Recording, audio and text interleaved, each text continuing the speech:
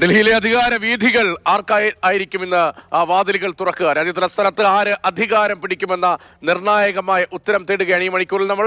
70 നിയമസഭാ മണ്ഡലങ്ങൾ ആകെ. ആ 70 നിയമസഭാ മണ്ഡലങ്ങളിലേക്കും നടന്ന തിരഞ്ഞെടുപ്പിൽ വോട്ടെണ്ണൽ 8 മണിക്ക് തുടങ്ങാൻ പോകുന്നു.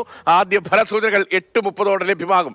36 സീറ്റുകൾ വേണം ഡൽഹിയിൽ കേവല ഭൂരിപക്ഷത്തിന് വേണ്ടത്. 50-നടുത്ത് സീറ്റുകൾ നേടി BJP അധികാരത്തിൽ വരും എന്നാണ് ഒട്ടുമിക്ക എക്സിറ്റ് പോൾ സർവേകളും പ്രവചിക്കുന്നത്. ഈ പ്രവചനം ശരിയാകുമോ, അതോ ആം ആദ്മി പാർട്ടി വീണ്ടും ഡൽഹിയിൽ അധികാരത്തിൽ വരുമോ എന്ന സുപ്രധാനമായ ചോദ്യത്തിന്റെ ഉത്തരമാണ് നമ്മൾ കാത്തിരിക്കുന്നത്.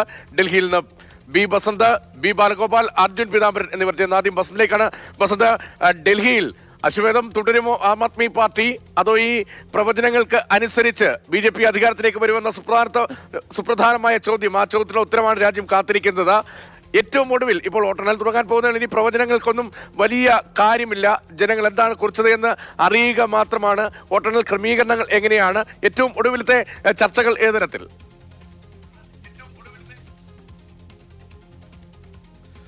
രതീഷ, ഏറ്റവും സുപ്രധാനമായിട്ടുള്ളത് ഡൽഹിയിൽ BJPയുടെ അശ്വമേധത്തിൻ്റെ ബ്രേക്ക് ഇൻ ഡൽഹി ആണോ എന്നുള്ളതാണ്. അതായത് BJP കഴിഞ്ഞ മഹാരാഷ്ട്രയിലും ഹരിയാനയിലുമൊക്കെ വലിയ വിജയം നേടിയ ഒരു പശ്ചാത്തലത്തിൽ ഡൽഹിയിൽ എങ്ങനെയായിരിക്കും സ്ഥിതി എന്നുള്ളതാണ്. ഡൽഹിയിൽ കൂടി ജയിക്കുകയാണെങ്കിൽ വലിയ നേട്ടമായിരിക്കും BJPക്ക് എന്നുള്ള കാര്യത്തിൽ യാതൊരു സംശയവുമില്ല. ഇപ്പോൾ 8 ഓളം എക്സിറ്റ് പോൾ ഫലങ്ങളിൽ എല്ലാം BJP വലിയ തോതിൽ നേട്ടം കൊയ്യുമെന്നുള്ളൊരു വിവരം തന്നെയാണ് അപ്പോൾ അവർ പ്രവചിക്കുന്നത്. പക്ഷേ മറ്റ് ചില ഘടകങ്ങൾ കൂടി നമ്മൾ കൂട്ടിച്ചേർത്ത് വായിക്കേണ്ടതുണ്ട്. ആം ആദ്മി പാർട്ടിയെ സംബന്ധിച്ചിടത്തോളം അവരുടെ ക്ഷേമ പ്രവർത്തനങ്ങളൊക്കെ തന്നെ എങ്ങനെയാണ് താഴെത്തട്ടിൽ പ്രവർത്തിക്കുന്നത് എന്ന് കണ്ടറിയേണ്ട ഒരു സാഹചര്യം നിലനിൽക്കുന്നു എന്നുള്ളതാണ്. പക്ഷേ ഇന്നത്തെ സാഹചര്യത്തിൽ BJP നേട്ടമുണ്ടാക്കി എന്നുള്ളൊരു ചില വളരെ വിശ്വസനീയമായ എക്സിറ്റ് പോൾ ഫലങ്ങൾ കൂടി ഇപ്പോൾ കഴിഞ്ഞ ദിവസം വ്യക്തമാക്കിയിട്ടുണ്ട്. ഏകദേശം 48% വോട്ടാണ് BJPക്ക് ലഭിക്കുന്നത് എന്നാണ്. അതായത് 27 കൊല്ലത്തിന് ശേഷം BJP വീണ്ടും ഡൽഹിയിലേക്ക് അധികാരത്തിൽ വരുന്നു. ഒരു കാലഘട്ടത്തിൽ BJPക്ക് വലിയ സ്വാധീനമുണ്ടായിരുന്ന ഒരു സ്ഥലമാണ് ഡൽഹി.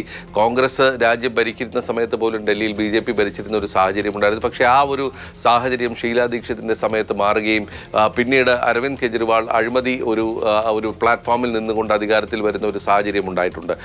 ഈ കെജ്രിവാളിൻ്റെ ഈ ഒരു പടയോട്ടം പിടിച്ചു കെട്ടാൻ BJPക്ക് കഴിയുമോ എന്നുള്ളതാണ്. വലിയ തോതിലുള്ള പ്രഖ്യാപനങ്ങൾ BJP ഇത്തവണ നടത്തിയിട്ടുണ്ട്. പ്രത്യേകിച്ചും മധ്യപ്രദേശിലും മഹാരാഷ്ട്രയിലുമൊക്കെ അവർ പരീക്ഷിച്ച് വിജയിച്ച സ്ത്രീകൾക്ക് പണം നൽകുന്ന ആ ഒരു പ്രഖ്യാപനം, വലിയൊരു പ്രഖ്യാപനം ഇവിടെ BJP നടത്തിയിരിക്കുന്നു. സൗജന്യങ്ങൾക്കെതിരെ പ്രധാനമന്ത്രി വലിയ നിലപാടുകളൊക്കെ സ്വീകരിച്ചെങ്കിലും ഒടുവിൽ BJPയും അത്തരം സൗജന്യങ്ങളിലേക്ക് വന്നാൽ മാത്രമേ ജനങ്ങളെ ആകർഷിക്കാൻ കഴിയുകയുള്ളൂ എന്നുള്ളതാണ്. ഡൽഹി പോലെ ഒരു സംസ്ഥാനം, രാജ്യ തലസ്ഥാനം എന്നൊക്കെ നമ്മൾ പറയുന്നു, അധികാരത്തിൻ്റെ കേന്ദ്രം എന്നൊക്കെ നമ്മൾ പറയുമ്പോഴും ഇവിടെയുള്ള ഏകദേശം 60% പാവപ്പെട്ടവരാണ്. അതായത് ഒരു നഗരത്തിലെ പാവപ്പെട്ടവർ താമസിക്കുന്ന ഒരു സ്ഥലമാണ് ഡൽഹി.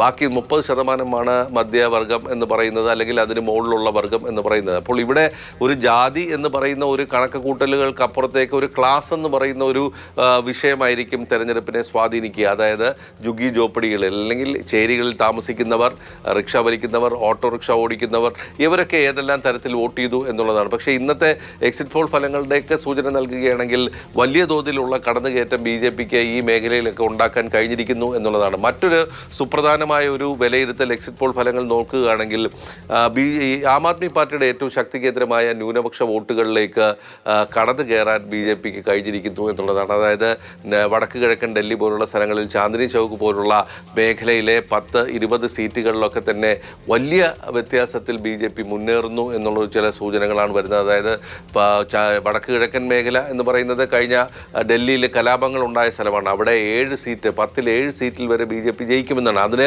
ഒരു കാരണം എടുത്തു കാണിക്കാൻ കഴിയുന്നത് കോൺഗ്രസ് മത്സരിക്കുന്ന ഒരു സാഹചര്യമുണ്ട്. കോൺഗ്രസ് ഒറ്റയ്ക്ക് മത്സരിക്കുന്നു എന്നുള്ളതാണ്. കോൺഗ്രസിന് ഇവിടെ ഒരു ശക്തിയുള്ളൊരു സ്ഥലമായിരുന്നു, അത് പിന്നീട് ഇല്ലാതായിപ്പോയി. പക്ഷെ വീണ്ടും അവർ ശക്തി പ്രാപിക്കുന്ന ഒരു സാഹചര്യമാണ്. അപ്പോൾ കോൺഗ്രസ് വലിയ തോതിൽ ഈ ന്യൂനപക്ഷങ്ങൾക്കിടയിൽ ഒരു വോട്ട് ഭിന്നിക്കുന്ന ഒരു പാർട്ടിയായി മാറിയിട്ടുണ്ടോ എന്നുള്ളതാണ് അത് വളരെ പ്രധാനമായി വരും. കാരണം കോൺഗ്രസ് കൂടി മത്സരിക്കുന്നതോടുകൂടി ആം ആദ്മി പാർട്ടിക്കെതിരെ സജീവമായ ആരോപണങ്ങൾ ഉൾപ്പെടെ ഉന്നയിച്ചുകൊണ്ട് രാഹുൽ ഗാന്ധി ഉൾപ്പെടെ പ്രചാരണത്തിൽ സജീവമായ സാഹചര്യം, അത് ഏതരത്തിൽ ഈ തെരഞ്ഞെടുപ്പ് ഫലത്തെ ബാധിക്കുമെന്നൊക്കെ വളരെ പ്രധാനമാണ്. പി ബസ്നാണ് വിവരങ്ങൾ നൽകിക്കൊണ്ടിരിക്കുന്നത്.